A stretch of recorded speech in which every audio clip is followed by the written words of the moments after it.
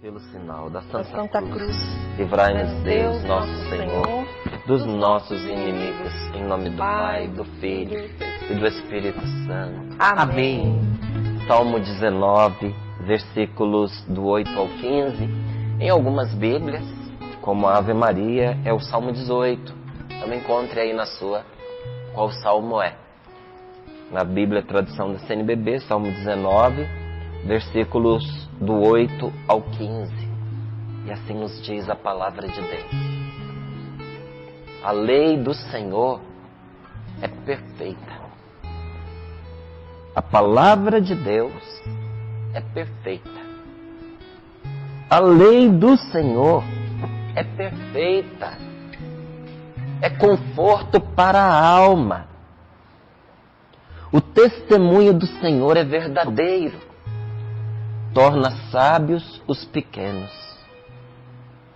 As ordens do Senhor são justas. Alegram o coração. Os mandamentos do Senhor são retos. Iluminam os olhos. O temor do Senhor é puro, dura para sempre. Os juízos do Senhor são fiéis e justos, mais preciosos que o ouro, que muito ouro fino, mais doces que o mel e que o licor de um favo. Também teu servo neles se instrui. Para quem os observa é grande o proveito. As inadvertências, quem as descobre? Perdoa-me as culpas que não vejo. Também do orgulho, salva teu servo, para que não me domine. Então serei irrepreensível e imune do grande pecado. Digna-te aceitar as palavras de minha boca. Cheguem à tua presença os pensamentos do meu coração. Senhor, meu rochedo e meu libertador. Palavra do Senhor. Graças a Deus. Graças a Deus. Meus queridos, quem ama a palavra de Deus e com ela tem comunhão, quem tem convívio com a palavra de Deus, quem estreita com ela os seus laços, faz a experiência do que está aqui, de que a palavra de Deus é conforto para a alma. Eu tenho um casal de amigos que eles fazem juntos o estudo da palavra toda noite. Toda noite eles se reúnem ali na cozinha e eles dois juntinhos vão estudando a palavra de Deus. Começaram com essa Bíblia jovem da Canção Nova que eles tinham me pedido, me perguntado a respeito, de um roteiro para estudar a palavra de Deus. E eu disse, olha, aquela Bíblia jovem, ela tem ali, nas primeiras páginas, um escrito do Padre Jonas, chamado A Bíblia no Meu Dia a Dia. E traz um roteiro espetacular. Vou levar uma para vocês. E desde que eles pensa num casal que fez bom uso do presente que recebeu. Ai, que legal, né? Fidelíssimos, fidelíssimos. E todos os dias uma palavra iluminando a sua vida. E, gente, é impossível você fazer amizade com a palavra de Deus e não experimentar o que está aqui. A lei do Senhor é perfeita. É conforto para a alma. Às vezes a gente foge da lei de Deus achando que ela vai nos pesar. Não, ela nos dá asas. A palavra de Deus nos faz voar e voar alto. É conforto para a alma. Pode me dar aqui, Patrícia. Obrigado, querida. Né? Vou colocar aqui, olha, para aqueles que ficaram com água na boca. Que então, Bíblia é essa? Que Bíblia é essa? Essa daqui, ó. Vou deixar aqui no cantinho, que aí o Felipe mostra para vocês. É só a capa, não é? Mas a capa já identifica, é a Bíblia Jovem, que no comecinho tem ali o roteiro, indicado pelo Monsenhor Jonas Abib, de como você pode ler a palavra de Deus. Qual a sequência para você entender melhor?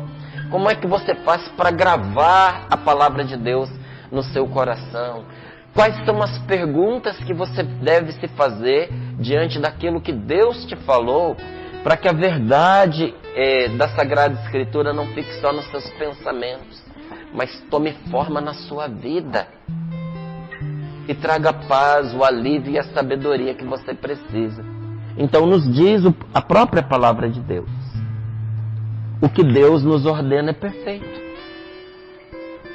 E não é um peso que nos joga para baixo. É um peso que nos joga para cima. Que em vez de nos sobrecarregar, nos conforta. O testemunho do Senhor é verdadeiro. O que Deus ensina é verdade. Torna sábio os pequenos. E aqui os pequenos são aqueles que não têm muitos recursos, inclusive para estudar. São aqueles que são desprovidos de dinheiro, desprovidos de tempo, desprovidos de cultura secular, mundana, mas que, iluminados pela palavra de Deus, na sua simplicidade se tornam sábios. Pessoas diante das quais até reis foram buscar conselhos. Porque não pense você que isso não aconteceu na história da humanidade, porque aconteceu. Vou te dar só um exemplo. Existe um santo chamado São João Maria Vianney. Hoje é o dia dele. Muito conhecido. É hoje? Hoje é o dia dele. Olha, hoje é o dia dele. Você vê, né, como o Espírito move as coisas. Muito conhecido como cura d'Ars, porque cura quer dizer padre. E Ars é uma cidade da França. Ele era o cura, ele era o pároco da cidade de Ars, por isso cura d'Ars. E o nome dele, São João Maria Vianney. Esse santo quase não foi ordenado padre, porque ele tinha muita dificuldade intelectual. Se a gente fosse usar um termo pejorativo, ele era burrinho. Ele não passava nas matérias. Ele não conseguia avançar de jeito nenhum. Por mais que se esforçassem para ajudá-lo, ele não conseguia as notas necessárias para poder passar de um ano para o outro. Então faltava-lhe a cultura dos estudos. E ficou anos no seminário. Um dia o bispo, incomodado com a situação dele, chamou o reitor e perguntou: e esse homem? O reitor disse: não passa nas provas. Não consegue aprender as matérias. E o bispo perguntou: e em relação à piedade? Aí o reitor disse: é um santo. É um homem de oração, é um homem piedoso, só que ele é tardo para entender as coisas, é lerdo. É desprovido, entre aspas aqui, é desprovido de inteligência. E o bispo perguntou: mas ele é uma pessoa que ama o próximo? É uma pessoa de grande coração. E a vida de oração? Mais do que todos nós aqui. Aí o bispo disse: o que nós precisamos é disso, precisamos de santos, de homens santos. E ordenou esse padre, João Maria Vianney. Só que como ele era muito fraquinho, enviaram-no para uma cidade que não tinha expressão nenhuma. Que para chegar lá, meu amigo, você tinha que andar e andar e andar. Ele andou um tanto. Quando ele pensava que não chegava mais, encontrou pelo meio do caminho um garoto, perguntou e o garoto ensinou para ele o caminho de Ars. E ele disse para esse menino: porque você me ensinou o caminho de Ars, eu vou te ensinar o caminho do céu. Ninguém sabia onde era essa cidade. Mas por causa da santidade deste homem, da sua sabedoria, do seu dom, o carisma da palavra de ciência, porque esses dias nós fizemos aqui um aprofundamento sobre os dons carismáticos. E um dos dons que nós tratamos foi a palavra de ciência, um carisma do Espírito Santo que o cura d'Ars tinha de uma forma extraordinária. Viajavam-se pessoas da Europa inteira viajava-se para encontrar o curador, para ouvir uma direção de Deus para a vida dessas pessoas. Então esta palavra se cumpriu na vida dele e quer se cumprir na vida de cada um de nós. Quem ouve o que Deus lhe diz, ainda que seja pequeno, se torna sábio. Ainda que na sua casa você seja o último, por causa de Deus você vai se tornar o primeiro.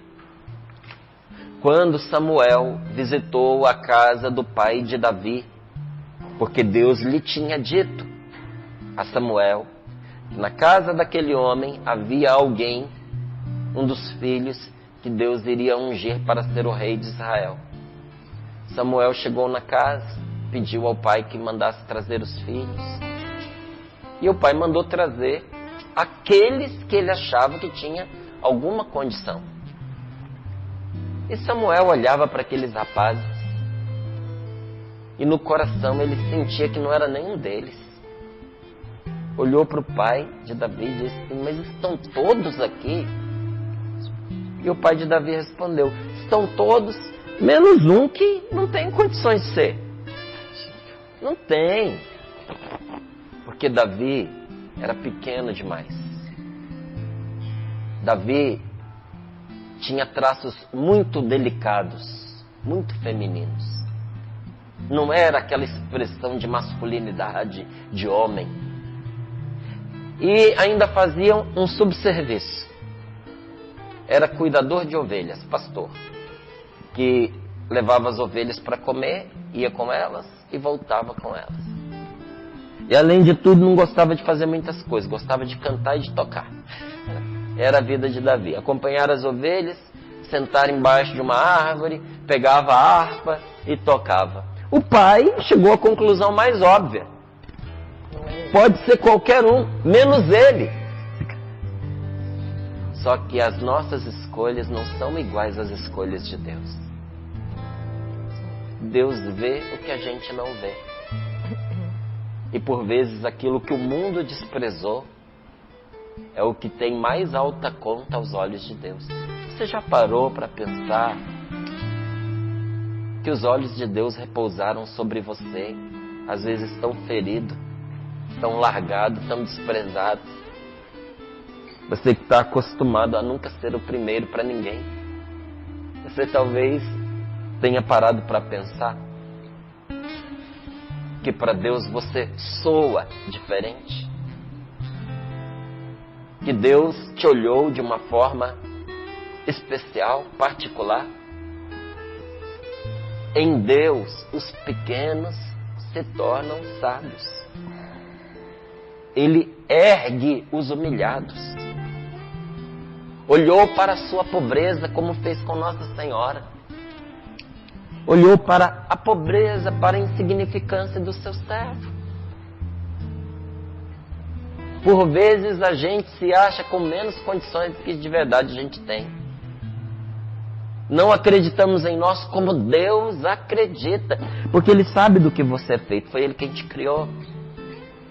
Mas é preciso que a gente se desperte para isso. E como é que eu vou me despertar? Ouvindo quem sabe quem de verdade eu sou. Eu não posso me guiar pelo que as pessoas pensam de mim, se antes eu não fui capaz de ouvir o que Deus pensa de mim. Porque o testemunho do Senhor é verdadeiro. Você só vai se conhecer quando você aprender a se ver pelos olhos de Deus. Quando você treinar o seu coração como Samuel treinou o dele, para descobrir que entre tantos que se ostentavam, que apareciam, que brilhavam, a escolha de Deus caiu sobre o mais humilde, sobre o mais simples, sobre o desclassificado. Quando você treinar o seu coração como Samuel treinou o dele, para ouvir e obedecer a voz de Deus, você vai perceber que talvez você tenha sido na sua vida desclassificado por muitos e por muitas situações. Mas não pelo Senhor. O testemunho de Deus a respeito da sua vida, a respeito de você é verdadeiro. E pega o pequeno e levanta, torna-o sábio. As ordens do Senhor são justas, trazem alegria para o coração. Minha gente, quantas vezes sentado, ouvindo alguém pregar, aquela palavra que soava dura para mim, porque exigia de mim que eu mudasse de vida, que eu me convertesse. É tão interessante, a dureza da palavra de Deus não nos deprime, ela traz alegria para o coração. Você escuta e até se pergunta, como Nossa Senhora se perguntou: como é que isso vai se dar? Como é que eu vou fazer isso? Como é que eu vou conseguir? Porque o desafio nos parece grande demais. Mas é interessante. Traz alegria para a alma, traz alegria para o coração. Não nos põe para baixo. Porque o Espírito Santo nos dá, naquela hora, uma graça e uma certeza de que Deus que nos chama para trilhar aquela estrada estará conosco, será a nossa luz e será a nossa força. Os mandamentos do Senhor são retos, iluminam os olhos. O temor do Senhor é puro, dura para sempre. Os juízos do Senhor são fiéis e justos, são mais preciosos que o ouro, e que o ouro puro, o ouro fino, mais doces que o mel e que o licor de um favo. Aí olha aqui, a nossa parte. Também teu servo neles se instrui. Eu me instruo naquilo que Deus me dá como sabedoria. Eu vou me instruir naquilo que Deus me orienta. E para quem observa a instrução do Senhor, ela lhe traz grande proveito. A palavra de Deus é proveitosa para quem a obedece, não é para quem simplesmente toma dela conhecimento. Porque para a Bíblia, conhecer é pôr em prática. Para a Bíblia, conhecer é arregaçar as mangas e pôr mãos à obra. Para a palavra de Deus, conhecer não fica no âmbito da razão. Tem que descer ao coração. Tem que abarcar a nossa vida toda. A palavra de Deus precisa se transformar em mim e eu me transformar nela. Eu preciso, como eu faço com o alimento, que depois que eu como o alimento ele se torna parte do meu corpo, assim eu preciso fazer com a palavra de Deus, para que eu tenha uma vida, como diz aqui a palavra do Senhor, proveitosa. Poxa, Márcio, mas eu tenho experimentado tantas coisas difíceis na minha vida e que eu tenho perguntado, por que Deus age assim comigo? O que eu fiz para merecer isso? Diante de tantas situações desencontradas da minha história, de tantos impactos de dor e de confusão, de tantos momentos assim de deserto, sabe? De me sentir sem vida dentro de mim. Como é que eu posso estar com Deus e fazer uma experiência de um Deus assim amoroso se eu tenho uma tristeza que me acompanha, se eu tenho um desânimo que se abateu sobre a minha alma e olha, as situações não colaboram? Eu não sei por que Deus faz isso comigo. Minha gente, a primeira coisa que nós precisamos entender e fazer é separar o que eu fiz do que Deus faz. Porque tem coisas que eu fiz, explodiram em consequências sobre a minha vida. E tem consequências que não nasceram do que eu fiz, mas do que os outros fizeram contra mim. Ou que os outros fizeram e as consequências recaíram sobre mim, porque nós não somos isolados. A própria vida nos mostra isso quando nos faz nascer no seio de uma família. Nós estamos ligados uns aos outros.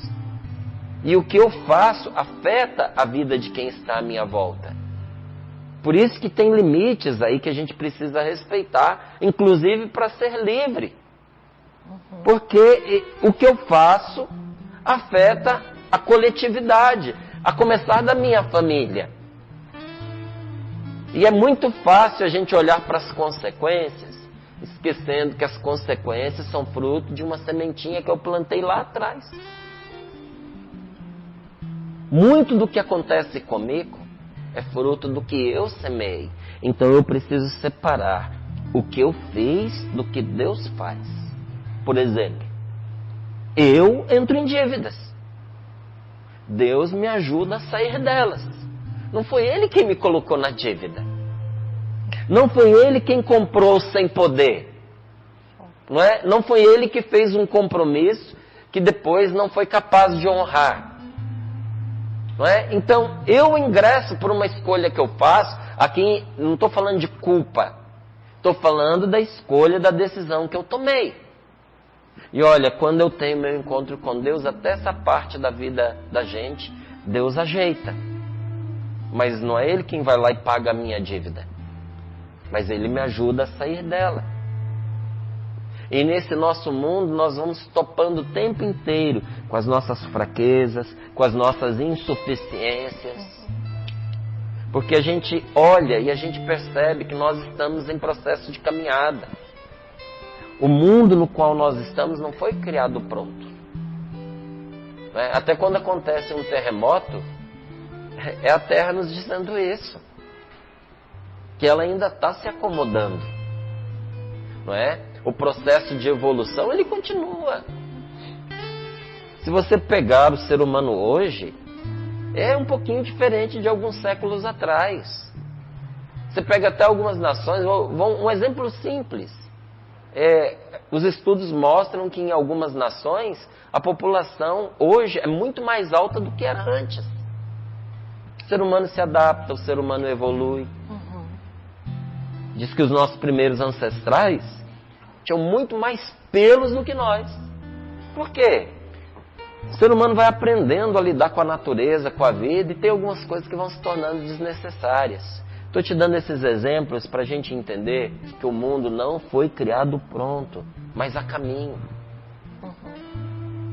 Eu e você não estamos prontos. Nós estamos a caminho. E olha, o erro faz parte do nosso processo. Não adianta a gente olhar para trás e ficar se lamentando porque gostaria de ter agido diferente naquela altura e não agiu. Você agiu com os meios que você tinha, com as possibilidades que você tinha, com as influências que você tinha. Naquela altura, você fez o que você achou que era melhor ou nem pensou nisso. Mas o tempo passou, meu amigo. Você mudou, inclusive você é capaz de olhar para trás e perceber que você deveria ter feito diferente. Isso quer dizer que você caminhou. E o que era certo lá atrás, provavelmente continua certo nos dias de hoje. Você não pôde fazer lá atrás, faça agora. Faça hoje, endireite o seu caminho. Nós estamos em processo de caminhada. E antes da perfeição final, porque um dia nós vamos entrar na salvação definitiva, eterna. E definitiva e eterna da nossa parte, porque Jesus nos deu uma salvação completa. Mas a gente tem a liberdade de aceitá-la ou não. Então, eu posso pôr a perder a salvação que Deus me deu. Por recusa. Por me tornar resistente a ela. E o dia que essa salvação final, definitiva, eterna, for plena em mim, porque eu também aderi plenamente a ela, eu entro nessa perfeição final. Antes da perfeição final, sabe o que existe? Existem as imperfeições do dia a dia. Junto com o bem físico, existe o mal físico. Que a gente tem o bem da saúde, da força, da beleza, da jovialidade. Mas a gente também tem a decrepitude, o envelhecimento, a enfermidade, as doenças que se abatem sobre nós. junto, nesta caminhada que nós fazemos, convivem juntos o bem físico e o mal físico. Olha, os anjos e os homens livres e inteligentes, porque foram criados livres e inteligentes, tanto nós, seres humanos, quanto os anjos. Deus nos fez com liberdade para que nós pudéssemos caminhar para o nosso fim último, por escolha, por opção livre, por amor preferencial, não obrigados, esmagados debaixo da vontade de Deus. Deus nos deu liberdade para que, por amor, nós escolhêssemos estar com Ele, caminhar para Ele, então, e para a verdade. Caminhar para o nosso fim último, que é a verdade. Como nos foi dado liberdade, eu e você podemos constantemente nos desviar e causar o mal. Por que eu posso causar o mal? Porque eu sou livre. Por que um anjo se perverteu e se transformou naquilo que o próprio Jesus chama de diabo e Satanás? Porque ele era livre e fez mau uso da liberdade dele. E fez uma escolha da qual ele não volta atrás. Porque a natureza humana é capaz de se arrepender e de voltar atrás. Porque o nosso conhecimento é limitado. A gente está sempre errando. E está sempre reconhecendo, aprendendo com o erro, se arrependendo, voltando atrás. A natureza de um anjo não é como a nossa. Quando um anjo faz uma escolha, ele faz em caráter definitivo. Por isso que para o demônio, o inferno é eterno. Porque Deus é incapaz de perdoá-lo? Não, porque ele é incapaz de voltar atrás, o demônio. É incapaz de se arrepender, é incapaz de pedir perdão, é incapaz de aceitar o amor de Deus.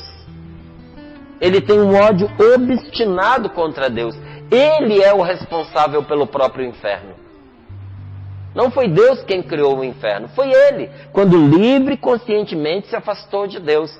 Todas as vezes que livre e conscientemente eu me afasto de Deus, eu vou fazendo da minha vida um inferno. Então o mau uso da minha liberdade pode me encaminhar para o mal. O mau uso da liberdade de alguém pode encaminhar essa pessoa para o mal, e essa pessoa, por escolha, pode fazer o mal a mim. Então Deus não é diretamente nem indiretamente a causa do mal. Aí você pergunta assim, mas Deus então permite o mal? Não, Deus permite a sua liberdade. Deus permite a minha liberdade. Respeitando a liberdade da sua criatura, Deus tolera o mal. Deus permitiu o mal. Não, Deus permitiu que você fizesse uso da sua liberdade, que eu fizesse uso da minha liberdade. Deus nunca autorizou uma pessoa ir lá e dar um tiro na outra, passar com um carro por cima da outra, tocar fogo na casa da outra. Deus deu a ela e respeitou a liberdade dela. Agora, essa liberdade, infelizmente ou felizmente, tem consequências. Então Deus fica de braços cruzados enquanto o mal jorra por aí? Não. Deus tem uma capacidade infinita de misteriosamente tirar sempre um bem do mal. Inclusive do pior mal do mundo, Ele tirou o maior bem. Porque o pior mal do mundo foi o crime cometido contra um inocente, cravando-o na cruz. Porque Jesus não merecia aquilo nem minimamente. E desse mal terrível, Deus tirou a salvação de toda a humanidade e inclusive a possibilidade da ressurreição. O Deus Todo-Poderoso, diz Santo Agostinho, por ser soberanamente bom, nunca deixaria qualquer mal existir em suas obras, se ele não fosse bastante poderoso e bom para fazer resultar o bem do próprio mal. Deus nunca permitiria, Deus que é todo poderoso, porque Ele não é só todo poderoso, Ele também é todo amoroso. Ele é soberanamente bom. Uma bondade acima de tudo, uma bondade absoluta, Deus não tem maldade, Deus não tem malícia, o mal não habita nele. E esse Deus inteiramente bom nunca deixaria nenhum mal existir em uma de suas obras se ele não fosse bastante poderoso e bom para converter inclusive o mal em bem. Então Deus respeita a sua liberdade, a minha liberdade, inclusive da gente fazer o mal. Mas Ele também tem a liberdade dele de converter o mal que nós fizemos num grande bem. E quanto bem Ele nos faz quando a gente assim o permite. Então, com o passar do tempo, a gente pode descobrir que Deus pode extrair um bem até mesmo de um pecado que a gente cometeu. Nunca se desespere por causa dos seus pecados do passado. Mesmo que você tenha cometido esse pecado, infelizmente, um pouquinho antes de sintonizar aqui o Sorrindo para a Vida e ouvir esta palavra. Mesmo que esse pecado esteja no tempo, colado a você, que acabou de acontecer. Mesmo que esse pecado esteja ameaçando a sua felicidade, ameaçando seus bens, ameaçando sua família, ameaçando seu futuro, não entre em desespero por causa disso, porque Deus pode tirar daí algo bom, se você for capaz de levar a Ele o pecado que você cometeu e se arrepender sinceramente. Um dia, por causa de inveja, e por causa de inveja, por razões de roupa, né? Porque tem muita gente que pela de inveja por causa de roupa. E você pode pensar que é uma coisa de agora, de moda. Não, desde antes de nosso Senhor Jesus Cristo. Tinha um rapaz na Bíblia chamado José. O José do Egito. Ele tinha os seus irmãos. E os irmãos a vida inteira tiveram ciúme dele. Porque ele era filho de uma outra mulher que não a mãe deles. E era a mulher que o pai mais amava.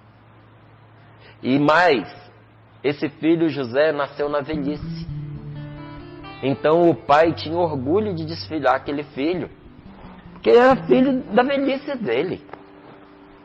Então ele tinha um carinho especial pelo José, que fazia que os irmãos ardessem de ciúme. Mas a gota no copo que transbordou foi uma roupa nova que o pai mandou fazer para ele. Toda colorida, enfeitada, com brocados de ouro. Aquilo foi a ruína do José. Porque os irmãos disseram, agora é demais. E ficaram esperando uma oportunidade. Um dia ele vestido com a túnica estava vindo na direção deles. Aí eles começaram a conversar, lá vem lá a donzela desfilando com seu vestido novo. Vamos pegar, rasgar esse negócio. Vamos matar essa peste. Vamos pegar a roupa dele, vamos melar no sangue de um bicho e levar para o pai e dizer que uma fera, um leão o despedaçou. Vamos dar cabo desse homem. E quando eles iam colocar a mão nele para matá-lo, estava passando uma caravana em direção ao Egito. Pegaram o irmão e venderam como escravo. Aí lembra do que a gente leu nesta palavra? O testemunho do Senhor é verdadeiro e torna sábio os pequenos. Também José era um pequenino, mas caçula, o desprezado. Quando ele chegou no Egito, Deus lhe deu uma sabedoria que tornou o segundo nome no Egito.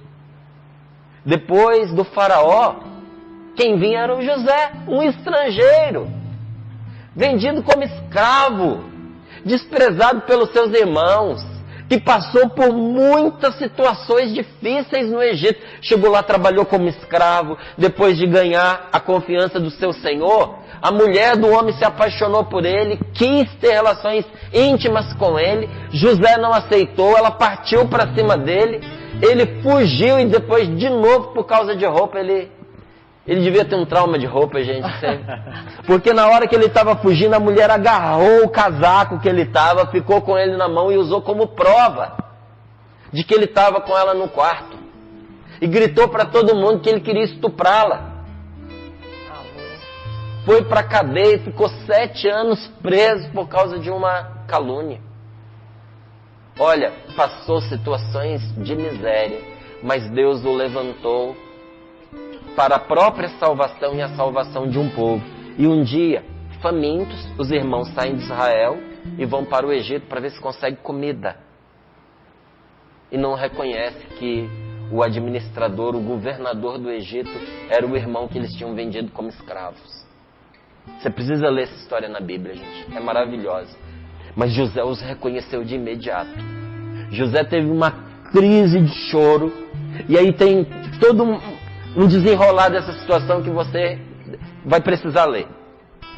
Mas quando José e os irmãos se reconhecem, e José se apresenta dizendo quem ele é, os irmãos entram em pânico pensando, agora ele vai se vingar, agora ele vai nos destruir, porque agora ele é um homem com poder ilimitado, poderia matá-los com estalar de dedos. E sabe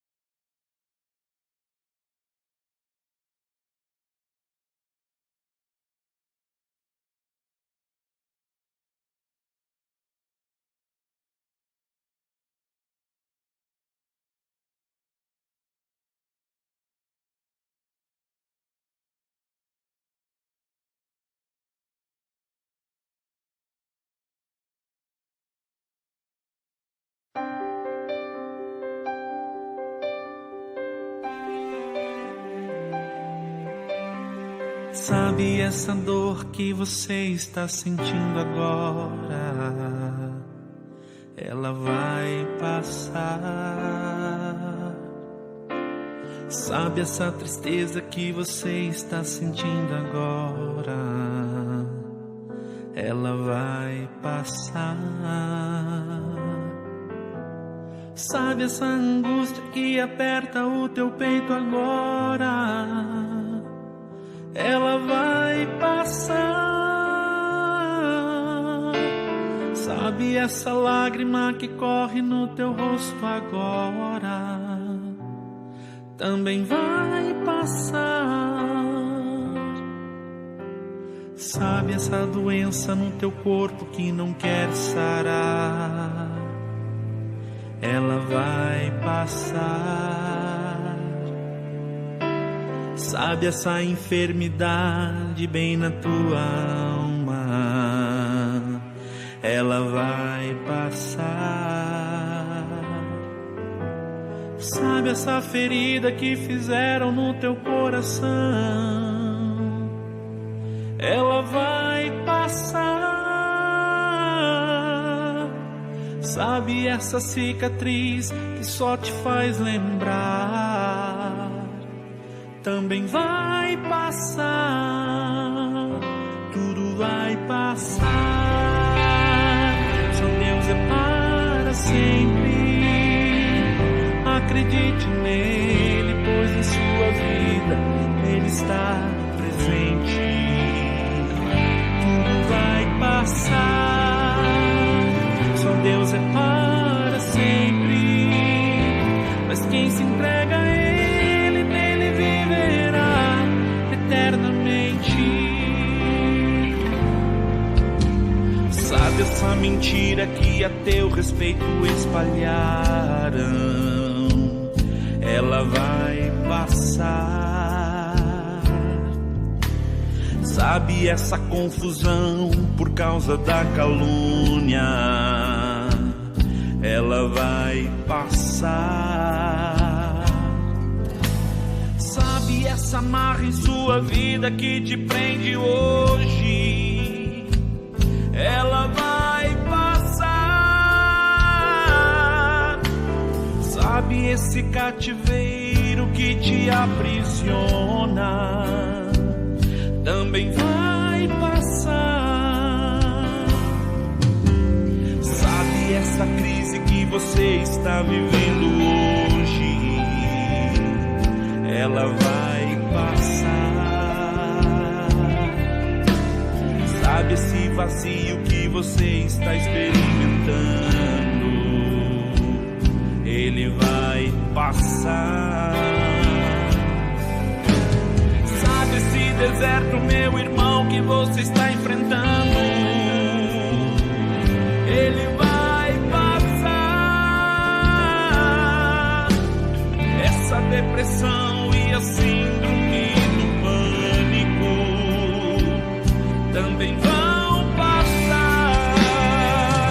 Tudo vai passar. Só Deus é para sempre. Acredite nele, pois em sua vida ele está presente. Tudo vai passar. Só Deus é para sempre. Mas quem se entrega a ele, nele viverá eternamente.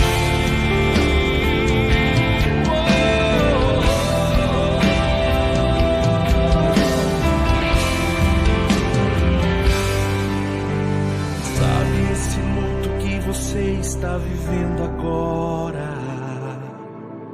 Ele vai passar. Sabe essa dor da tristeza de quem já se foi? Ela vai passar. Sabe esse sentimento de que ficou só? Ele vai passar. Sabe esse querer que vem de tudo desistir? Também vai passar.